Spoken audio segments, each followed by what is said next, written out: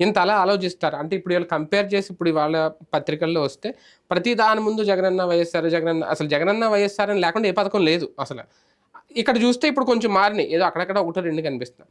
అంటే అంటే అంత చిరాకు వచ్చేస్తుందా, ఇంత పెట్టుకొని ఇంత అవసరమా అనే వెక్సేషన్ వల్ల కూడా కొంత ఎఫెక్ట్ ఉంటుందా, ఓటమి మీద ఉంటుందా ప్రభావం? చాలా ఉంది. అది మాత్రం అది తక్కువ కాదు, మనకే చిరాకు పుట్టింది. అంతేగాని మాకు పథకానికి డబ్బులు వస్తున్నాయి కదా, ఏ పేరు ఉంటే ఏంటి అని అనుకోరా? ఆ పేరు పెట్టారు కాబట్టి డబ్బులు తీసుకోమని ఎవరు అనుకోరు. కాకపోతే ఎందుకు ఇది అనేటువంటి చిరాకు.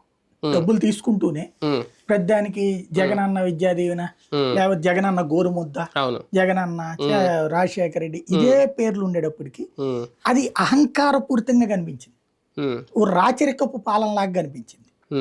ఆ వెక్సేషన్ కూడా వన్ ఆఫ్ ద పార్ట్.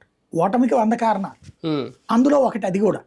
ఎందుకంటే ప్రతిదానికి అసలు అది మొత్తం ఆ రోజున ఈయన సభల్లో అనుకుంటా అనౌన్స్ చేసుకొచ్చాడు ఎన్ని పథకాలు ఇచ్చాడు అన్న.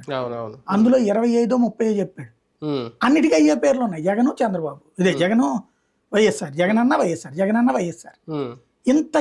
ఇంత మరీ అతే అనిపించింది. అప్పుడు వీడియో కూడా చేశారు, ఇది ఇంతకు మించి ఇంకేం లేదనుకుంటా, చిరాకు పుట్టదా జనాలకని. అట్లాంటి సిచ్యువేషన్